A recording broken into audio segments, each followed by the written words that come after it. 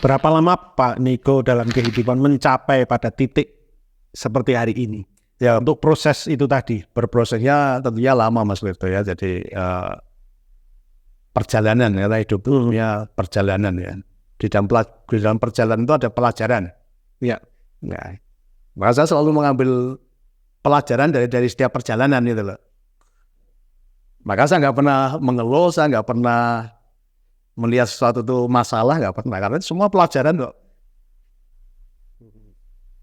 Jadi nggak ada kata gagal, tidak ada alasan untuk kita mengeluh, karena dalam setiap perjalanan saya pasti saya dapat pelajaran gitu loh. Namanya pelajaran itu pasti membawa kebaikan. Gitu. Nah seringkali banyak orang tidak bisa mengambil pelajaran dari perjalanan itu. Dia melihat masalah yang besar kan itu kan. Ya. Padahal sebetulnya itu pelajaran yang baik, bukan masalah yang besar. Jadi pelajaran yang besar, bukan masalah yang besar. Mengasihi dan melayani, Pak. Bagaimana Pak Niko melihat sejauh ini orang-orang di bawah Pak Niko dalam mengasihi dan melayani? Ya tentunya mereka juga masih berproses, karena mereka juga dalam posisi belajar juga. Tapi saya katakan belajarnya udah secara teori sudah saya berikan, sekarang tinggal praktek kan gitu kan. Namun dalam praktek mereka masih kadang belum bisa seperti yang saya lakukan. Ya, kadang masih ada yang begini. Pak Niko harus Pak, jangan waktunya harus diatur kayak gitu. Pak, ada yang mau ketemu, biar saya ketemu saya dulu. Atau kadang dia terlalu menjaga saya gitu loh. Ya, maksudnya baik mungkin Pak. Ya, tapi maksudnya betul baik ya. Tapi kan ada orang-orang yang kadang pengen ketemu saya langsung gitu loh. Ya. Nah, kadang saya katakan kalau memang pengen langsung ketemu saya, kasih kesempatan. Jadi jangan menghambat orang, jangan ya inilah antara mereka mungkin saking sayangnya ke saya terlalu care kan gitu kan. Nah, tapi saya katakan mereka, selama kamu masih bisa layani dulu. Ya. Kamu praktek dulu, layani dulu ya. Mengorbankan sesuatu yang sebenarnya tidak ternilai, yaitu waktu. Bagaimana keluarga Pak Niko melihat hal ini? Atau Pak Niko memberikan penjelasan terhadap keluarga bahwa waktu ini kan Bapak korbankan untuk orang lain? Ya, sebetulnya bukan korbankan ya. Ya, saya memilih kata yang tepat itu sebetulnya itu sebuah tadi pelayanan tadi. Kalau pelayanan itu nggak ada apa? Ya, rasa rugi sebetulnya. Karena saya tahu bahwa justru orang-orang besar itu orang-orang yang melayani. Jadi kalau kita mau menjadi yang terbesar, kita harus melayani. Perusahaan-perusahaan yang pelayanannya bagus, mereka perusahaan yang besar kan itu. Semua dimulai dari pelayanan sebetulnya. Nah, makanya pelayanan tadi itu ya kita jadikan sebagai kebiasaan ya. Karena memang hidup itu harus saling melayani. Bukan dilayani ya. Kalau dilayani itu ego nanti. Betul. Ya, seringkali kan banyak orang itu egonya yang ditinggikan. Nanti kita belajar ya. Kita ini nggak ada yang patut kita pertahankan sebenarnya. Ambil kita tuh nggak punya hak sebetulnya. Ya cuma memang ada bagian kita juga harus menjaga kesehatan fisik, ya. Atur waktu itu.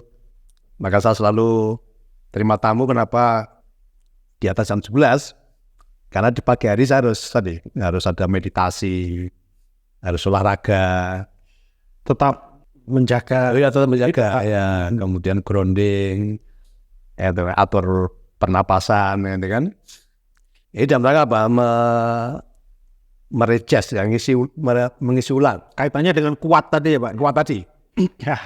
Secara fisik kuat. Secara fisik kuat, ya. Fisik kuat. Makanya puji Tuhan, alhamdulillah, kalau selalu sehat. Nah, kalau batuk-batuk kecapean aja itu sampean yang kemarin ini agak karena apa radang. Kemarin kita di IKN kan debunya luar biasa seperti itu. Tapi secara keseluruhan ya oke ya, dia general check up semuanya baik. Ya semuanya baik. Tidak ada ketakutan. Tidak ada ketakutan, ya, karena saya sudah selalu katakan, Tuhan, saya mau bermanfaat bagi banyak orang, saya harus kuat, saya memilih untuk sehat, saya memilih untuk selalu bahagia, saya memilih untuk selalu dalam kondisi yang baik, kan, supaya saya selalu punya kesempatan untuk membantu banyak orang. Iya. Karena kalau kita nggak kuat, kita nggak baik, bagaimana bisa membantu? Kan? Kita harus membangun fondasinya Dulu. Makanya setiap hari kita bersyukur atas tadi kekuatan yang selalu Tuhan berikan. Dan gak hanya dengan ucapan itu, tapi tindakan juga diimbangi, ya, dengan olahraga tadi, olahraga, meditasi, grounding. Ya. Semesta menyediakan banyak cara lah untuk kita selalu sehat, ya. Selalu sehat. Oke. Baik, ketika sudah menghadapi banyak orang, ya, klien kayak gitu, ya, sampai tidak terasa, ya. Jadi energinya tuh powerful terus itu. Bahkan ada yang bilang, panik itu kalau semakin malam semakin powerful katanya. Karena melayani tadi. Kalau melayani, ya, karena ibaratnya energinya tersalurkan terus. Tersalurkan dan baru diperbarui. Ya, diperbarui. Dari semesta pun mengisi terus yang itu. Jadi justru sirkulasinya lancar. Sirkulasinya lancar. Karena energi pun kalau kelebihan tapi nggak disalurkan, nanti juga punya dampak yang nggak baik kan itu. Ya. Pernah nggak ada satu pengalaman Pak Niko yang berkesan di saat melayani orang yang mungkin bisa mengalami tidak hanya secara ekonomi tapi mungkin secara karakter dia, secara dalam arti secara mindset kehidupan itu benar-benar sudah jauh melompat. Banyak sekali. Justru yang membuat juga energi saya semakin kuat itu apa? Karena setiap hari saya melihat keajaiban banyak orang. Contohnya Pak, ini menarik karena kita ingin melihat yang mungkin 1-2 contoh yang real di lapangan. Contoh ketika ada orang datang, ya, datang dengan cerita yang sedih, kondisi yang sangat memprihatinkan, gitu kan. Kemudian sore hari punya kesempatan untuk ngobrol dengan saya. Kemudian karena dia orang jauh, dia akhirnya nginep kan itu kan, nginep di rumah, ya. Kali ini udah menerima tadi motivasi dari saya, ajaran dari saya kan gitu. Kemudian pagi harinya ketika bangun pagi, ya, dia menemui saya, Pak Niko, tadi malam saya mendapat keajaiban, Pak Niko, gitu. Jadi ketika saya doa malam itu, ya, saya mendapat keajaiban. Nah, jadi nggak pakai lama gitu. Kemudian ada juga yang baru ngobrol-ngobrol dengan saya itu udah dapat keajaiban juga. Ada telepon masuk. Ini kalau saya barusan ditelepon dapat kabar baik ya gitu. Secepat itu. Nggak pakai lama. Ada juga yang berproses ya, artinya yang berproses juga ada, tapi ini tadi kan bicara yang perubahan yang sangat cepat gitu. Kadang belum sampai pulang dari tempat kita udah mendapat keajaiban, mendapat jawaban dari permasalahannya tadi. Bahkan yang tadinya datang dengan seolah-olah nggak ada jalan keluar, begitu ketemu, ngobrol, dia dapat pemahaman, dia sudah mendapat kelegaan. Oh ya, Pak Niko, udah dapat jawaban Pak Niko ini.